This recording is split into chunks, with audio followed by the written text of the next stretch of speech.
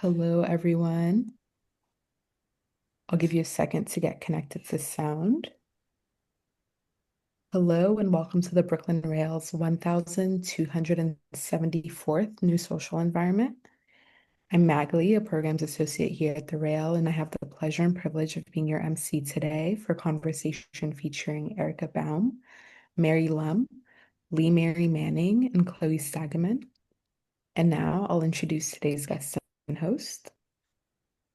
Fascinated by the printed word, concrete poetry, and the beauty of language permeating our daily lives, the American artist Erica Baum could be best described as a poet-photographer.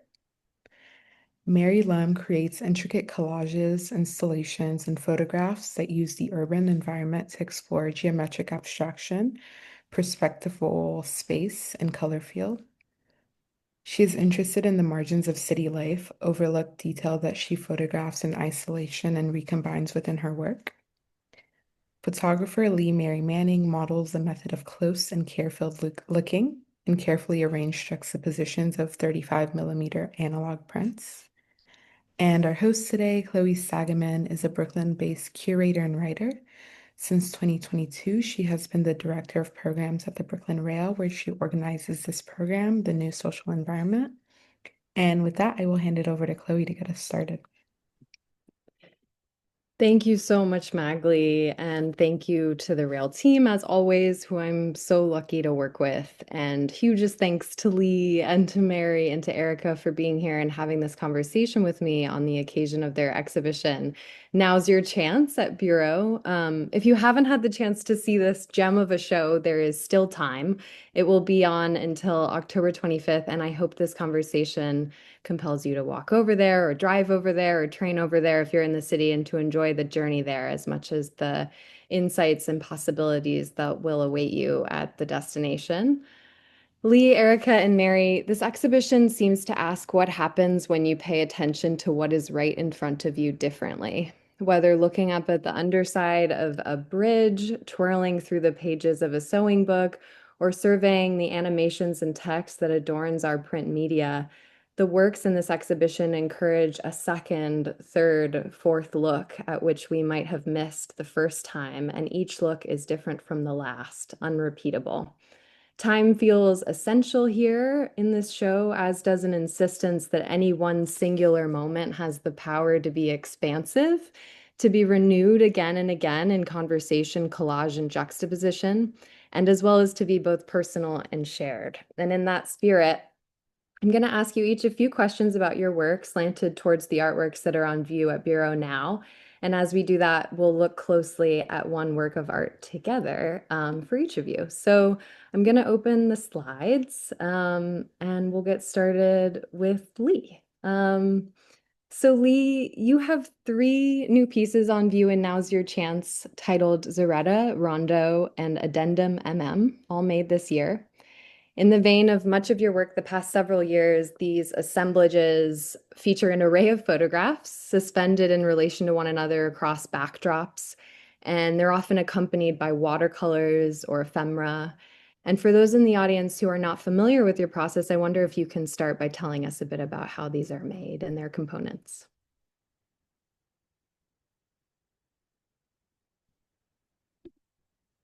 You're muted. I'm going to give you a button to press to unmute. Classic. Yeah, first of all, just wanted to say thanks so much for having us. And I think as far as like what to say about how these get made, it's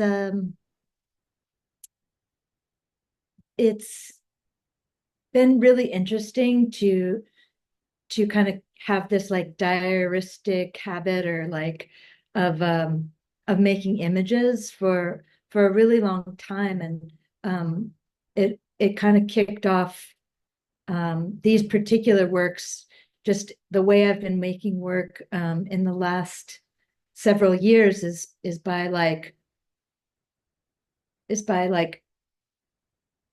seeing a whole array of images over no specific time periods, like collapsing time periods, and then kind of letting those images sort of arrange themselves in a way, not to pretend like it's magic or something, but like these kind of like relationships jump out to me just like sort of visually. And sometimes the only way I can describe it is just like intuition, and like and then making these arrangements that tend to be don't really follow like a form in ways they're kind of more like chance. Like there's a repeated shape or something like this piece, well, the one that you showed before with the boy and the dancer in the corner is called Rondo, and that means it's a kind of poem with a repeating refrain.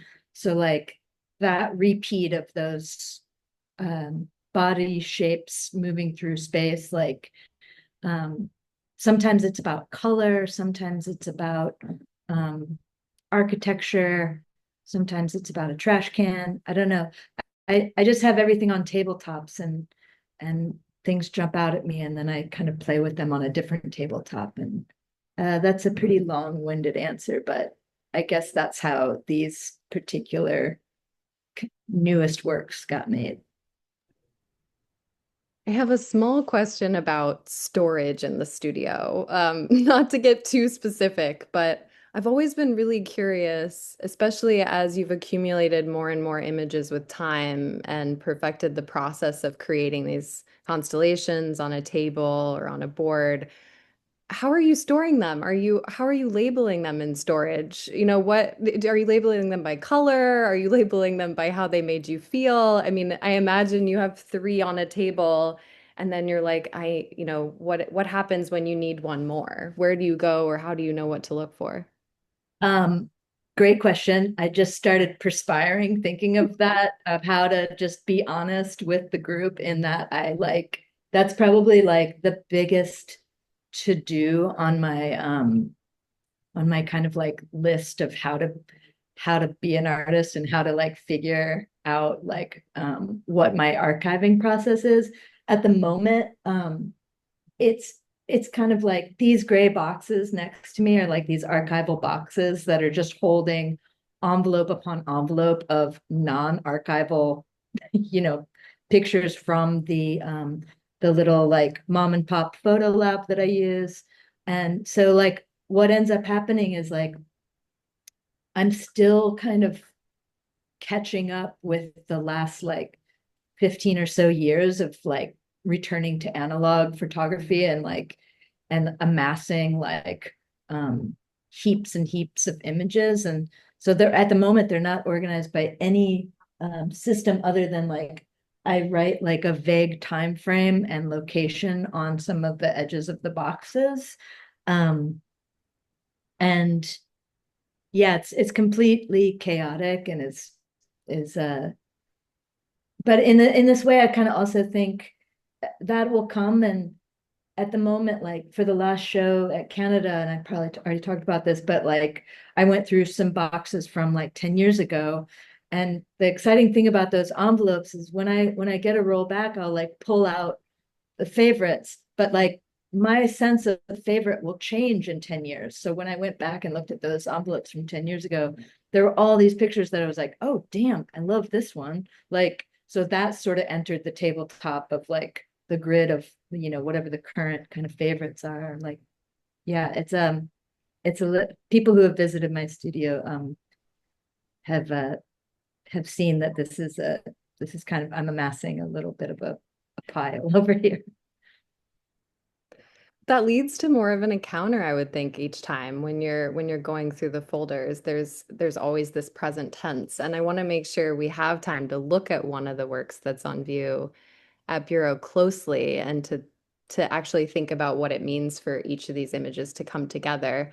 So maybe we can start by you telling us a bit about this work in front of us and some of the images in it. And then Mary and Erica, I'd love to hear from you as well about it.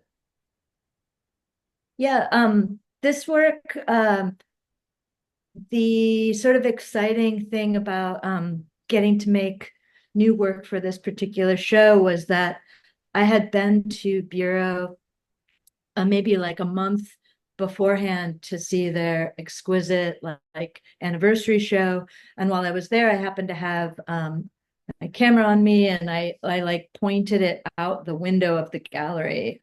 So like in the top corner of this is that's actually a view outside the main window of the gallery, with this like relief sculpture on the street on the side of this building. And so like this work had like this sort of like kind of anchor piece was this image, because I knew I really knew that I wanted to include this image in the show. And the title of this means it's Japanese for slightly off. And a lot of the other images in the piece kind of spoke to that in weird literal and or figurative ways, like the picture below it of the computer is like is a zoomed up picture of a new galaxy. And like to me, like, like slightly off there is like maybe the figurative way of thinking about how off we might be. And and then the standing under the bridge, like obviously that's the more literal, like I'm slightly off, like the angle is completely disorienting. And like the other thing about these new works is like I had just been not dealing with, but like encountering my dad's archive, and he had his kind of like introductory medium to becoming an artist at a later age, like he was in his 40s or late 40s, was watercolors. And I found all these like really tender watercolors, and so I decided it was time to like maybe start incorporating like some just these little sort of practice of my own, which is usually done to kind of like calm my thinking or like to get a break from other kind of visual stimulation. And so the crisscross painting that's in this piece is from like 2012, I think. And then I just started seeing these other harmonics, like the kind of crisscross in the image of Zoe Lotta getting her hair styled for an Eckhouse Lotta runway show last winter. And then, in the other corner is a sort of zigzag of, it's actually one of the surfaces in my studio with a different watercolor and some work kind of creating some similar shapes there. I don't know, it's really like, and then, the title came last. It wasn't like I thought to find something that's slightly off. It's like a lot of the way of it all coming together just had to do with like shape and harmonic and feeling, for better or for worse. And so then the fun part is at the end, the title kind of finding a way to express that, maybe something that came up for me, I guess.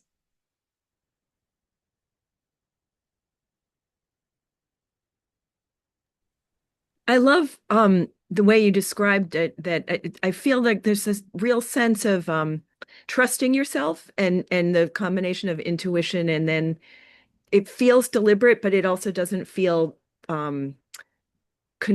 there's something about everything makes sense, even though there's a kind of way in which we don't have access to the way it makes sense. We just feel the whole that you've created, and that's what I really love, and I love hearing you talk about the way that you arrive at it. And I also want to add that I really love that you included that piece that photo in the corner, top corner, because every time I go to Bureau, the light always strikes that relief so beautifully, and it's so striking. And I've taken so many pictures of it because it's how I have to respond to it. So it's just wonderful to see it here. So thank you.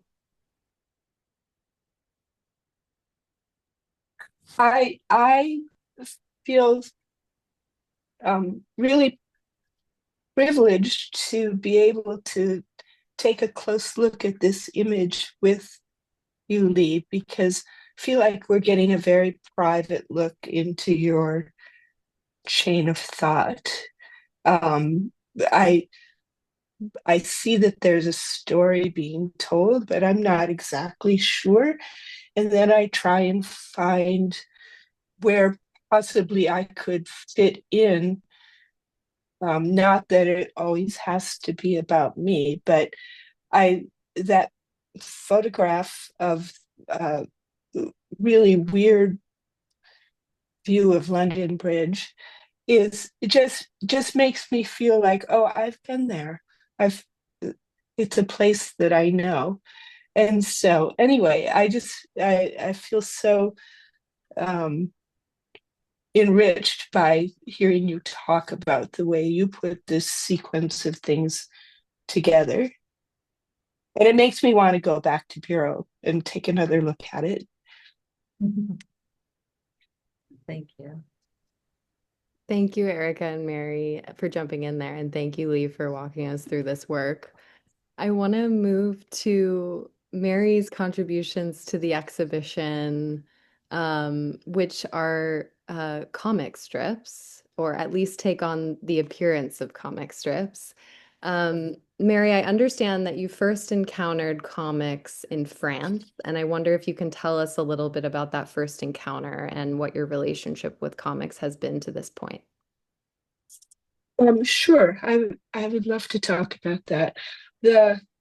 And I also would just like to thank you, Chloe and Maglie, too, for inviting the three of us to come and speak on your program. And I'm in Paris right now, and you will see it getting dark behind me because it's late here. I've always come to France knowing that I'm going to make some work, but not knowing what I'm going to make. And usually, what I do is I go to a flea market or somewhere where I can find something that will either be useful in what I make or will inspire me to make something that I didn't know I wanted to make. And so when I first found comics, it was at the flea market at Porte de Montreuil, I think. And I found a stack of American comics. Well, they were in French, but they were obviously Disney oriented comics. And I bought them and brought them back to the studio.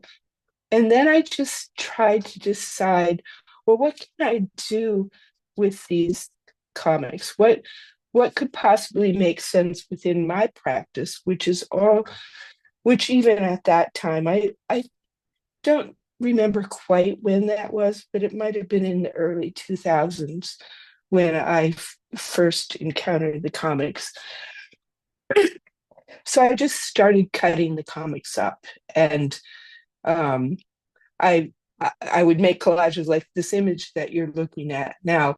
It's actually a larger um, painting, but that painting came from a collage that I had made with comic fragments.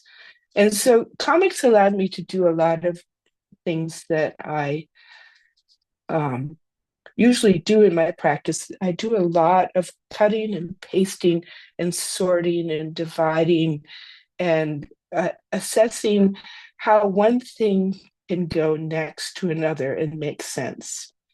So anyway, that's how I started working with comics.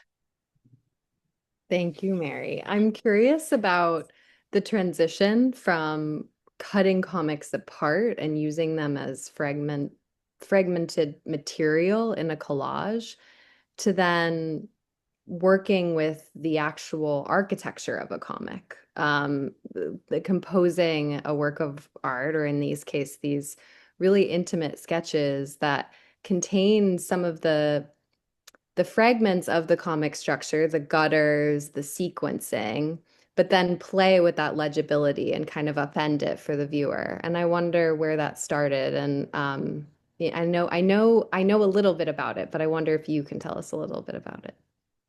Sure, thank you. I have made artist books for a long time, and I make a lot of one-of-a-kind artist books that never see the light of day outside my studio. But during the pandemic, I really needed to do something while I was teaching on Zoom. And I really needed something to do while I was sending the students away to complete drawings. And I noticed that I had all the students leave their cameras on Zoom. So I was constantly seeing this grid, and often an empty grid or a grid of different student spaces, because of course every student, whether they were on campus or not during the pandemic, had a space that they were in. And so I was constantly seeing this grid of empty spaces, and everyone was different. And I don't know if that's exactly what influenced my desire to then start making drawings that reflected that grid of spaces where there were different frames, all different, having different color schemes. But I think I know that's when it started. So it was during the pandemic, while I was teaching on Zoom, I gave myself this structure um, to draw in while I was teaching. And it was also really interesting to work alongside the students as the students were working. I wasn't paying much attention to what I was. I'm a horrible teacher on Zoom, and I wasn't paying much attention to what I was actually saying to the students. So it all became the same, like my drawing practice and what the students were doing, and then trying to hold up in their Zoom frame so that other people could comment. It became a real thing, and I started to participate in the critiques as a drawer as well as a critic. And before we look at one of them closely together, I'm curious where you start, or if the starting point differs with each one when you're working on one.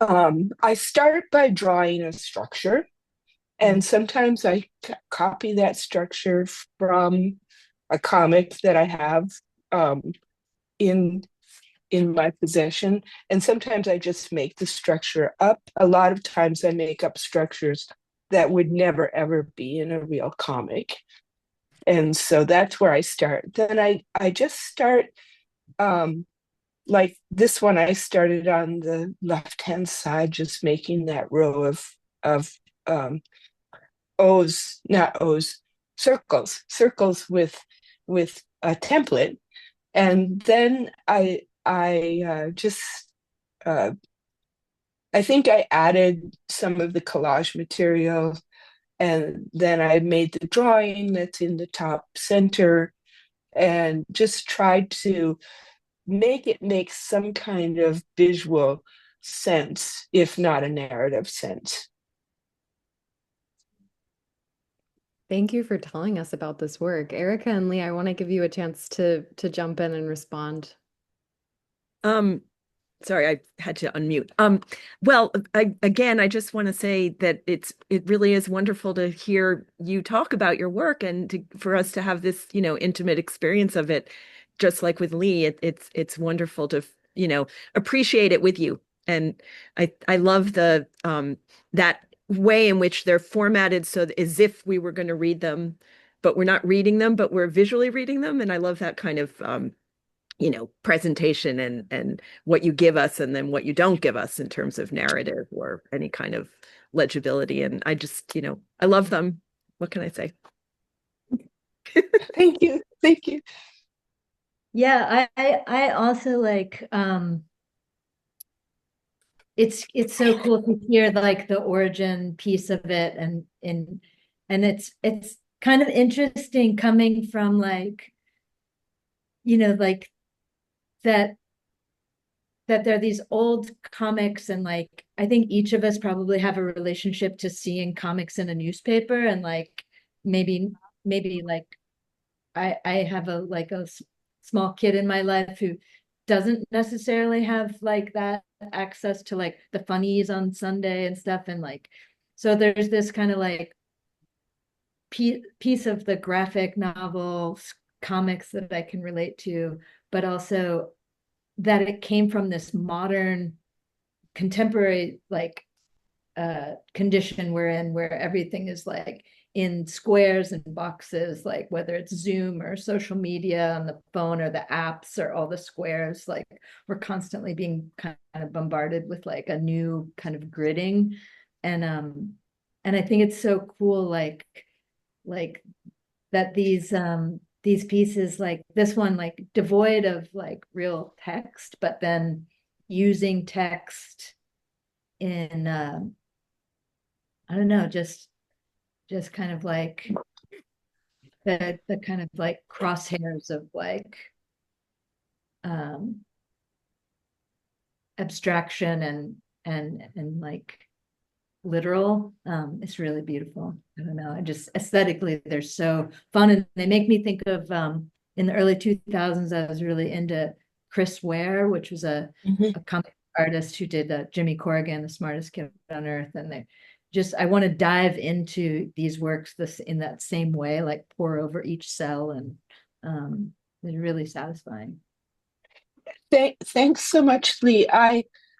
And thanks for the reminder about the funnies, about the comics, because when I was growing up, and I'm really old, I we got the newspaper every single day, and I followed the comic strips faithfully. I mean, not just Blondie and Beetle Bailey and the funnier ones, but also the dramatic ones like Judge Parker and Rex Morgan, Mary Worth. And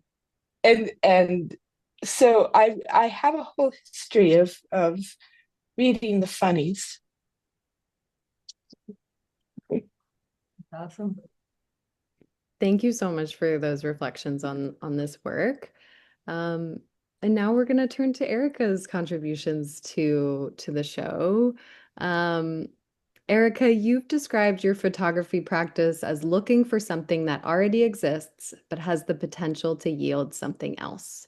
And you have 3 works on view, and now's your chance, each of which is part of your ongoing series, Fabrications. I wonder if you can tell us a little bit about Fabrications as a project, and also about what these are and how they exist within that framework and project. Sure. And I'll start by also saying thank you to everybody for bringing us together and giving us this opportunity for a conversation like this and to look at the work. So it was really, I loved hearing Mary talk about finding the comics in the flea market, because actually the origin story for this series Fabrication comes from the origin story of the previous project that I started, sewing patterns. And I found a whole bunch of them in a flea market, not a flea market, in a thrift store.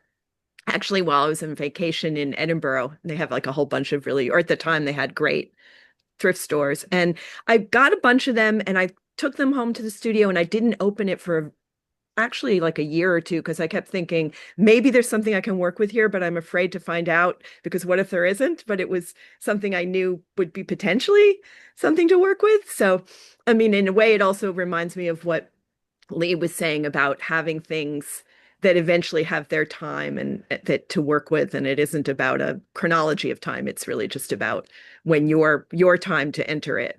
And so anyway, with the sewing patterns, I started working and I developed this sort of, I look for language in a visual field, and I was working with the sewing patterns to play with text and because sewing patterns are sometimes included as inserts in magazines in mid-20th century craft and domestic magazines, I ended up with a lot of magazines as well.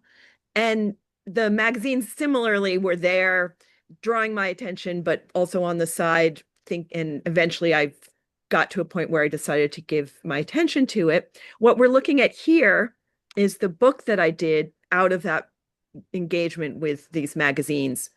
And very specifically, where you see the arrow, that is a card which is called a blow-in. And one of the things that struck me initially and continue to strike me in looking at these old magazines were these beautiful cards. They're juxtaposed, because in those days, those magazines encompassed everything. They'd had recipes, they had sewing instructions, they had decor, they had crafts you could do with your family, and they were all addressed in particular to post-war World War II women, getting them out of the factories and back into the home and making the home the seat of your aspirations. And so I was very struck by these cards, by the beautiful colored graphics and the way in which they would interrupt the flow of the magazine. So I started accumulating those and had a great big sort of rough pile of them where, they're not always, you can't always get them out of the magazine perfectly. So I had a very kind of, when I say rough, I mean torn, ragged, all kinds of things. But they were so beautiful. And I just kind of thought, well, someday I'll figure something out with them. So including them in the book, which we saw examples of, was the way in which I first started working with them. And here we're looking at them on their own. And one of the things that I think is interesting about seeing them this way is that I'm taking something very kind of throwaway. It's meant to be torn. And again, as I said, when you take it out of the magazine, you're not taking it out perfectly because you're meant to, it's a coupon and you're supposed to, tear it up and mail it in and get it back. You're not really actually supposed to hold on to it. So here, by presenting them visually this way, we're holding on to it and we're giving it a different space to take it in and notice different aspects of it, and also to free us of the initial original intent of the language. So in these instances, tear off here in this way, it has a nice sort of photographic shadow along the area where you would be tearing. You're experiencing it in a way where you're aware or might be aware of its original purpose, but it's giving it a new life, and the language can be unleashed. So, oh, and then this one is also again speaking about this one. I feel like has many dimensions because of the way in which the visual photographic aspect of the perforations, that it creates this kind of embossed quality, and it's a very sort of subtle highlight that this is a photograph of a thing and enlarged. And we know from the 35 millimeter, we know it's a reference to a time of, analog photography, and color slides as a phrase is both a noun and a sentence. So I love that way in which it sort of, again, unleashes its initial way we would know it, and allows you to think differently. And because the colors are so vivid, that sentence kind of comes alive.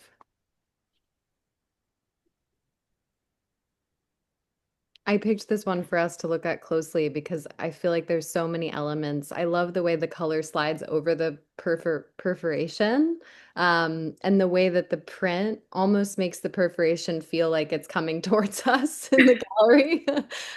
You really feel it. And there's a lot of attention paid to the materiality of the print, the way that you feel the original source material in the print itself.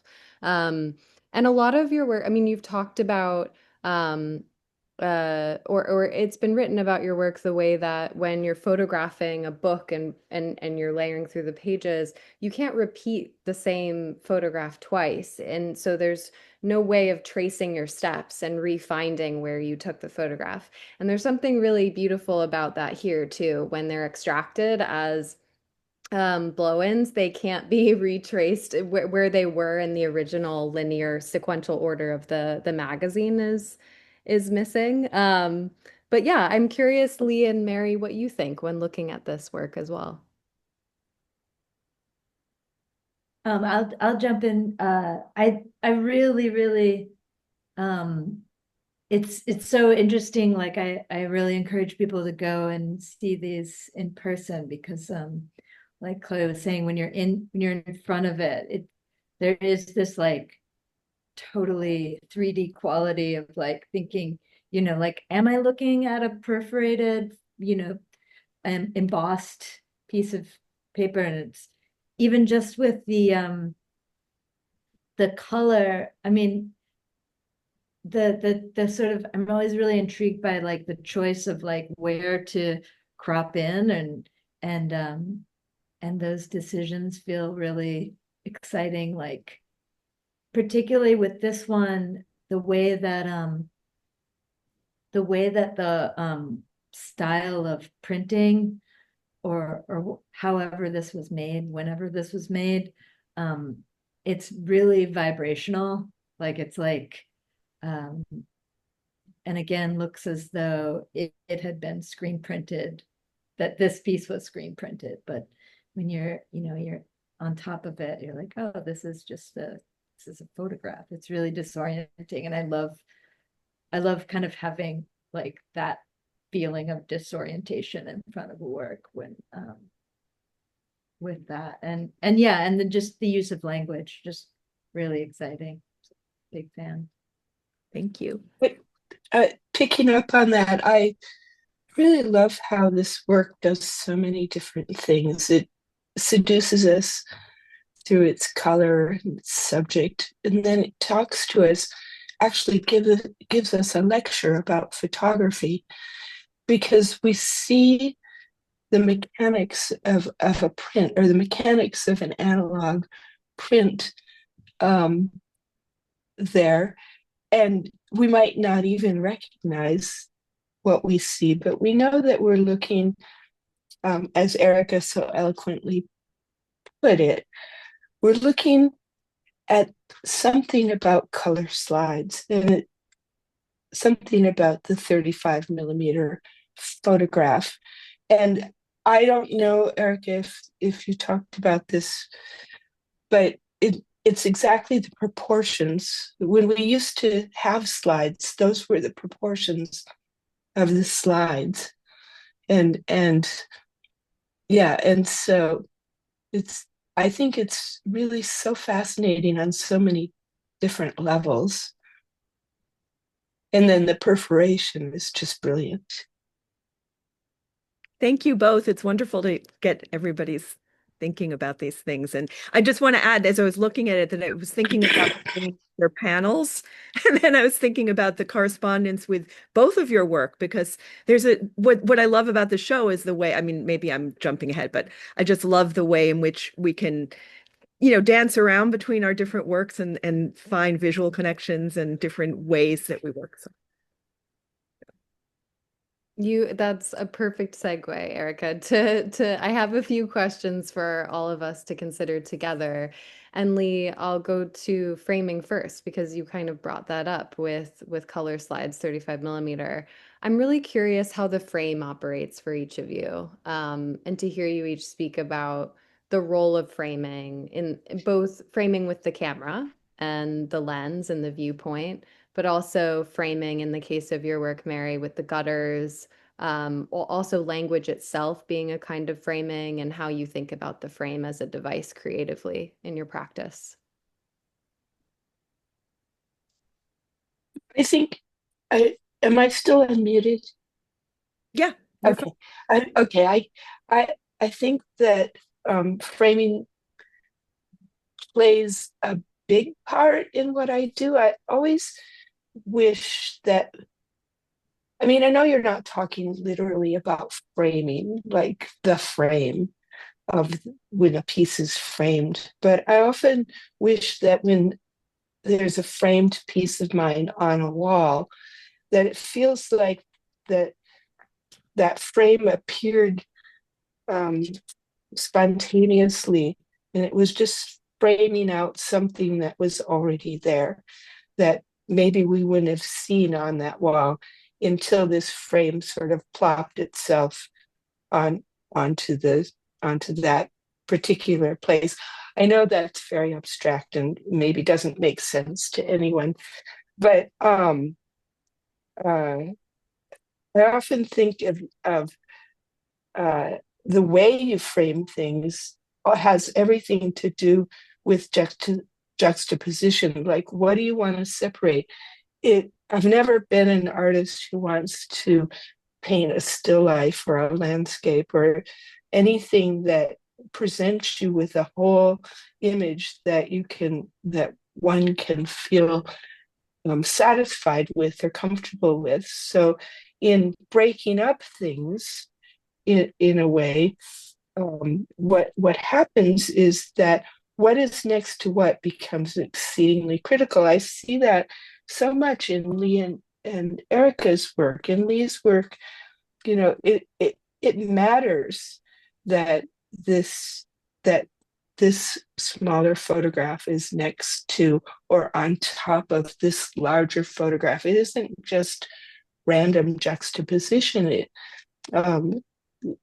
The way the various smaller photographs frame the larger image is really important. And in Erica's work, how things, just that the whole isolation of found parts is really framed so eloquently. So for me, because I work with so many different things, I draw it in one piece. I can make a drawing and a painting and present a photograph. It really matters how those things each are framed.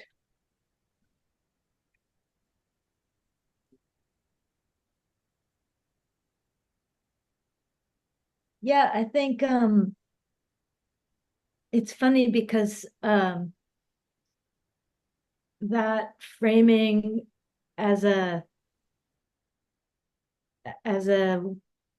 device, because there've been so many like stages of like experimenting with the way that these assemblages are presented, or the way that I've presented work, and like whether it's unframed. I've like sandwiched prints between plexi. I've put prints on the floor and put glass on top of it. I've done a myriad of things. I also come from a long practice of just making pictures on the internet, live in different places, and then also really caring about publications and the way images play on a page. And so when things become put in like a fine art context and on a wall, and I feel really lucky to work with a framer who's been really game to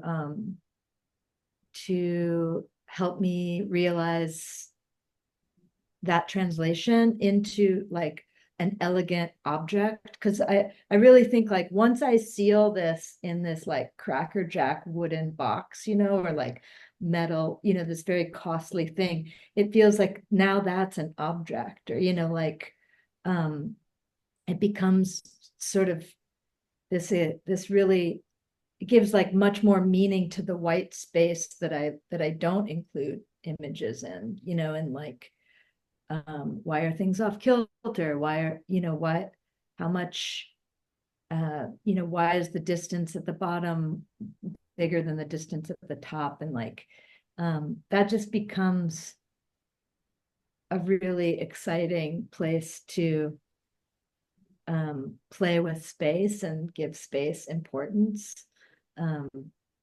visually. I think growing up with catalogs and growing up with like printed ephemera is really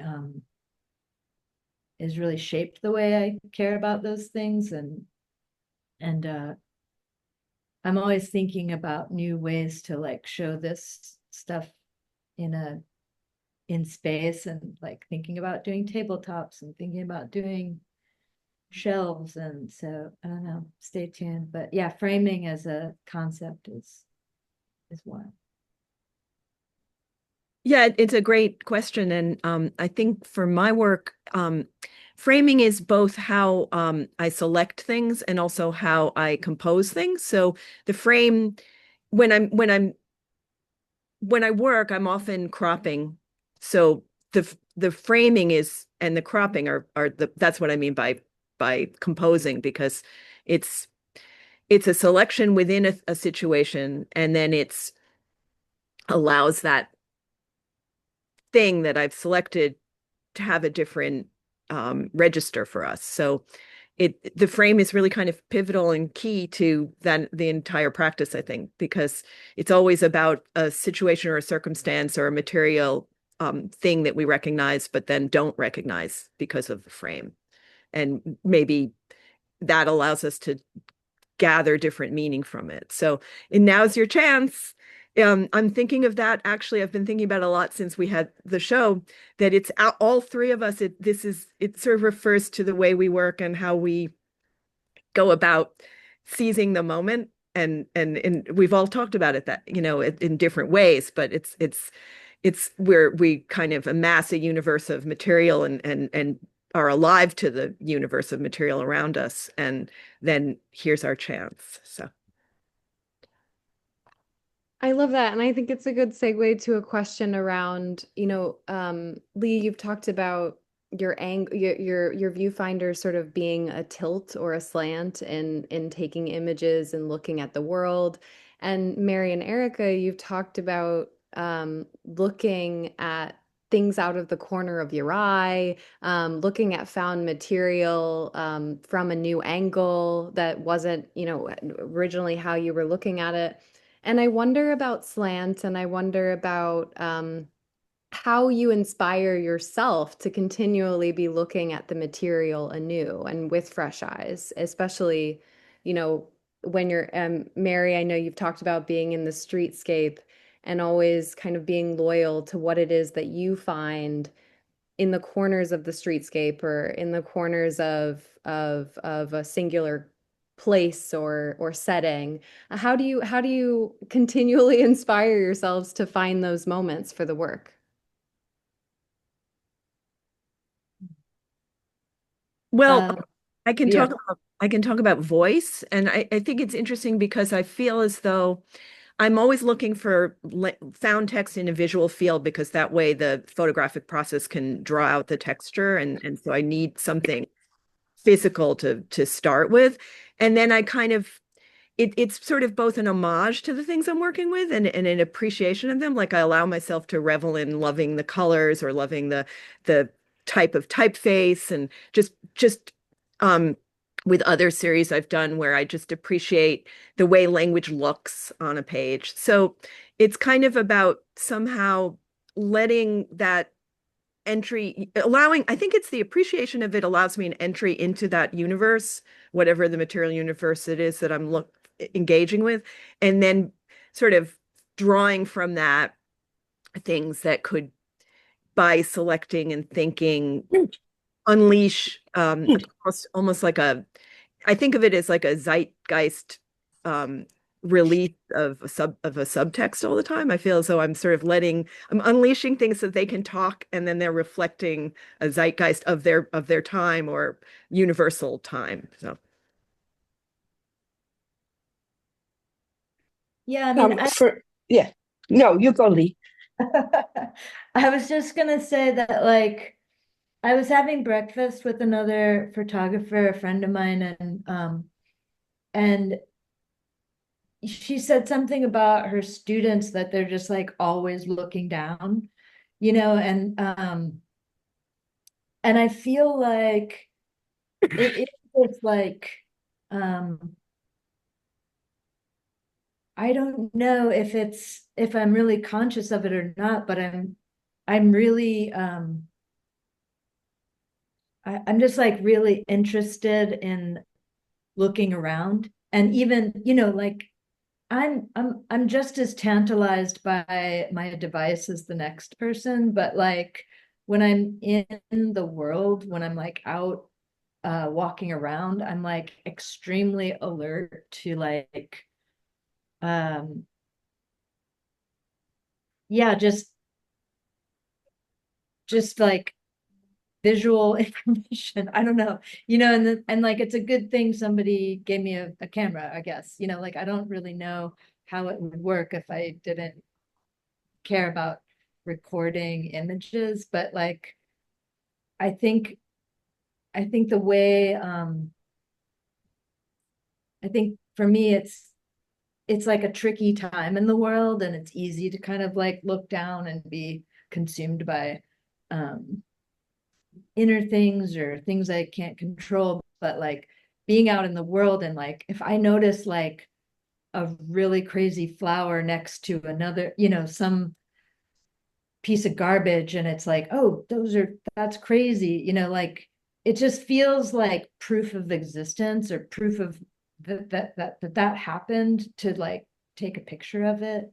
And I'm not always in that flow. I'm not like constantly walking around like, life is beautiful, but like I it's a good barometer of like my spiritual well-being, if I'm like looking. And usually, things that can jumpstart that are just like a trip to the park, um, leaving town, like any kind of like getting out of whatever my routine is. And I'm constantly kind of inspired to, I guess, like continue looking at things. I mean, I don't know. I'm really pro reality. So I'm just happy that happy that I get a place to share it. I love that idea of pro reality. I I just think what could be better than reality? But like you, I'm often looking down, but not at my devices when I'm walking around. And I've paid a lot of attention in the past to the idea of psychogeography and Guy Debord and the Situationists, that you're led from one place to another by some subconscious being that is telling you when to stop, and telling you when to observe, and telling you when to walk and in which direction. And it's not always something that you have a lot of control about. That's what I love about being in Paris, because I'm really familiar with Paris, but not that familiar. It's not like being in New York and being able to always know where you are on the grid. Often in Paris, in any neighborhood, you can just get as lost as you possibly can. Everything looks slightly different here, not necessarily as askew as you might want it to lead, but it the buildings have different colors. I mean, you don't often see a lot of pastel buildings lined up in New York, or at least where I am in New York. And so there's always something to see. There's always something to photograph, and there's always something to remember. And I'm often interested in the question of memory, if what we remember is ever what really happened. Thank you all so much for those reflections. We have time for one more question. I could ask you a million more questions, but I'm gonna ask you one more. I wonder, I mean, Erica, you started on this, but I wonder if you can each reflect a little bit on the title of the exhibition. Now's your chance. I love, I loved when I saw the blow in with Now's Your Chance.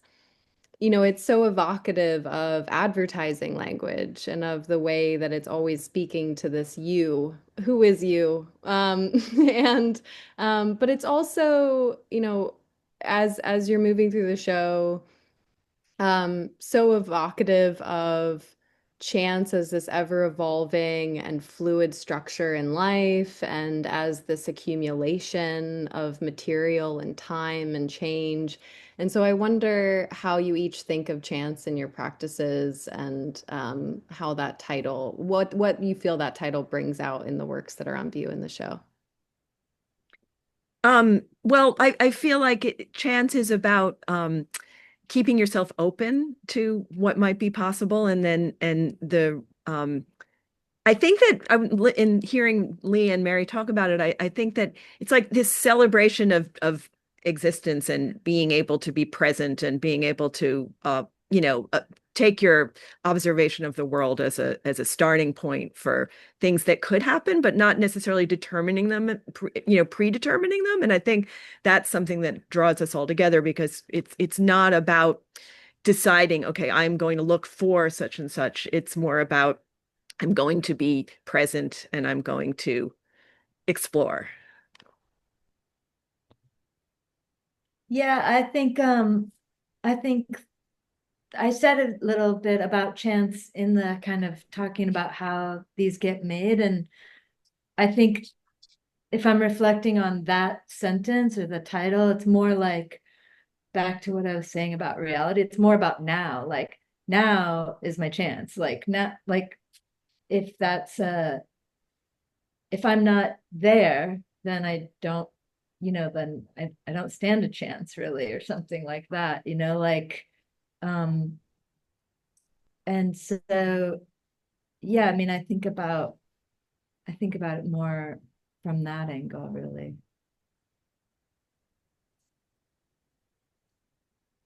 And I often think about the chance encounter of, what is it, a sewing machine and an umbrella on top of a dissection table? That was the original description of Dada. And the idea of chance has so much to do with language for me. I'm a big reader, as I think we all are. And it just has to do with, okay, how this sentence, hate the word dovetail, but dovetails exactly with something that I was thinking about in a totally different way, or how language works, how the relationship between words and images is really tentative. It's gosh, what am I trying to say here? Yeah, I just lost my train of thought, but again, it comes back to the thing about how things change, how words change according to what words they're next to, or how images change according to what images they are next to. And so that meaning becomes completely fluid at all times, and it's different for every maker and viewer. Well, I want to thank the three of you so much for having this conversation with me and together today. This has been such a pleasure. And we're going to open it up to audience Q&A now. So before I pass it back to Magli, if you have a question, there's a form in the chat and you can pose it to our guests today. But thank you again, Erica, Mary, and Lee. That was such a pleasure. And back over to you, Magli. Thank you, Chloe, and thank you all for such a wonderful conversation. I really enjoyed listening to you all speak. As Chloe said, there's a link in the chat. If you have a question, please submit it and we will turn to you next. The first question is from B. Shahayab, and they're wondering, or first they say, I'm so interested in the way all three artists reorganize and create a new space with the work, almost as if to say, here's what really happened. You can trust me. I'd love to know which writers or artists you have trusted or been inspired by in the process of making these works.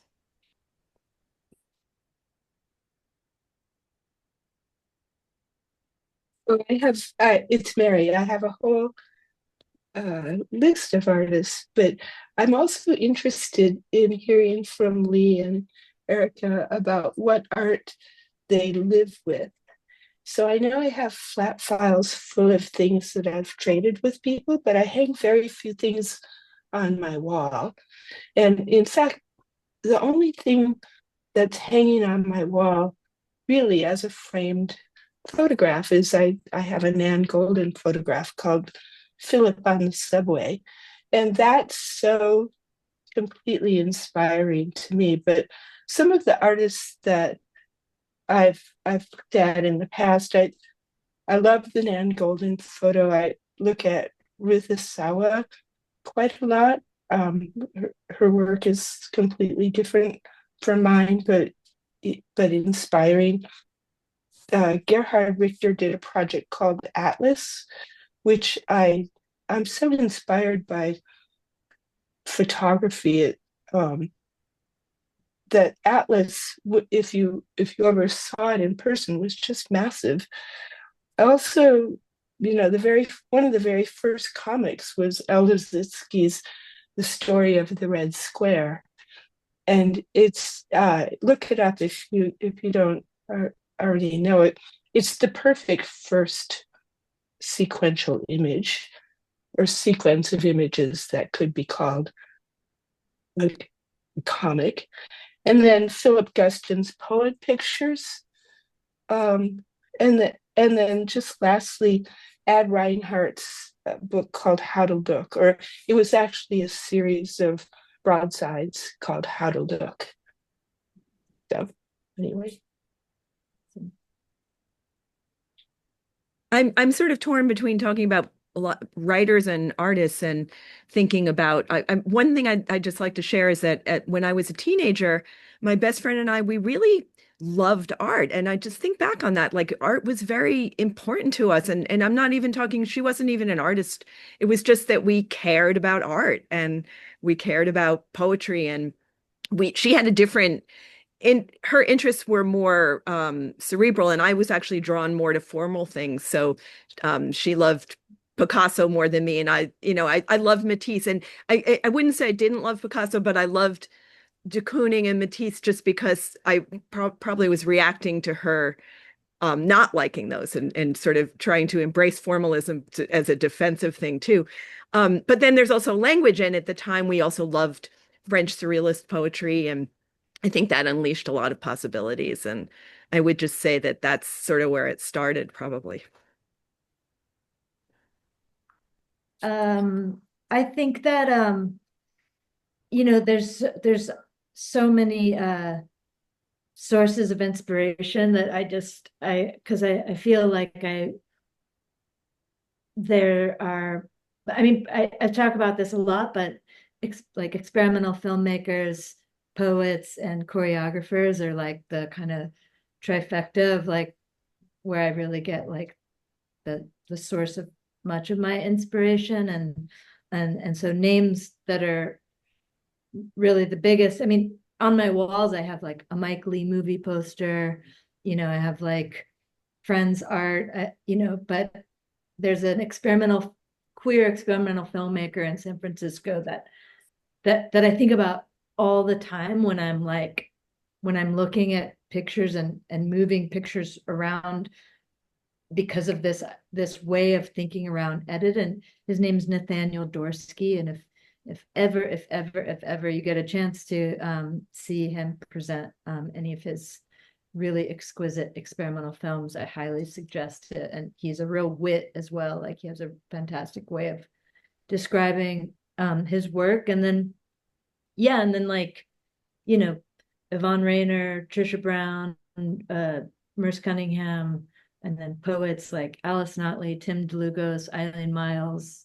I don't know. I can rattle off lots of painters as well and other photographers, but it all seems, I just like, I feel really lucky to, even though things are sort of funky, I feel like I'm born at a pretty exciting time.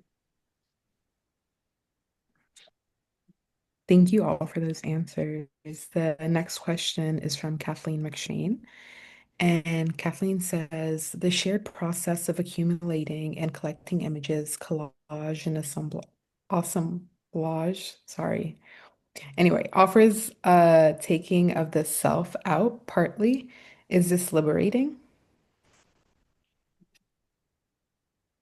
Well, I'll start. I studied anthropology in college, and I sort of always think in terms of sort of collectivity and the public and society in those terms, and less in terms of autobiographical things. So that's kind of my orientation to think that way. And so it is liberating to for me to be.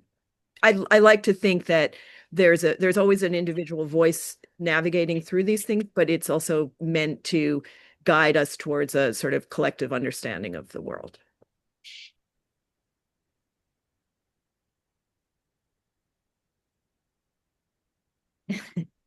Uh, I yeah, kind of, I guess my answer. I mean, because I think I keep it pretty vague, but at the same time, you know, oh, the work's so personal because it's, sometimes it's people I know and it's people who I see a lot of people who I don't see ever again. And so I don't know. Yeah, it's sometimes uh the work can feel a little vulnerable and and attached to self, but at the same time vague, and try to be as generous as possible in that vagueness, I guess. But I think the less I can be present in my work, even though only I could have made it, but the less I can be present, my person, my personality, my autobiography can be in the work, the better. I've I I a quote that I have thought about a lot is, and I don't know who said it, it's too much of the teller and not enough of the tale. So I hope in my work it's the tale, the story that comes out and not about me. Thank you all. That was the last question for our Q&A. I know that y'all are closing out with a reading. I'll give you a chance to introduce the reading, Chloe. Yeah, thank you again, Erica, Lee, and Mary. This has been such a pleasure. I'm going to close out today by reading a poem by Alice Notley called Magazine. And it's part of this great book of Alice's early works that if you don't have it, it's from Phonograph. It's really a wonderful book. Magazine. An early day, waking at 9 from dreams of constellations of papery stars. I read. Geese and goslings finally make it interesting with their cackling triumph rituals, pretty neck rollings. I incline my head slightly towards this page, to a walk, a meal, a bone, sticks in the throat. One moment scared, the next collating, thick issues, pilling up like tissue. Thank Thank you, you. Chloe. Thank you so much. Thank What a you. wonderful way to close us out. Thank you, Lee, Erica, Mary, and Chloe. Thank you, Michael from Bureau, for your support in preparing for today's event. We'd also like to thank the Terra Foundation for American Art and Tiger Foundation for sponsoring our NSC program and making these daily conversations possible, and for their support of our growing archive, which you can view on the Rails YouTube channel. The Rail has been free and independent for 25 years. A donation directly supports our writers, staff, and operations. Support our work through the link in the chat. The Rail has been I'm sorry. Join us on Monday if you're free at 1 p.m. for a conversation with Nayland Blake and Len Tillman on the event of Nayland Blake's 3 concurrent exhibitions at Matthew Marks Gallery. And as is Rel tradition, you can now all unmute and say hello and goodbye as you leave. Thank you all so much for joining us today. Thank you. Thank you. Thank Thank you. you. Thank you, Lee. Thank you, so much, Mary. y'all. Thank you, Thank Erica. you, Thank you, Chloe, Chloe. That was fantastic. Much. Erica. Mary. Thank you, Mary. Fantastic. Wonderful. Thank you. Congratulations on the exhibition. Love you, Mary. Guys, thank you. Go see the show. Congratulations. Yeah. Thank you. Thank you so much. Thank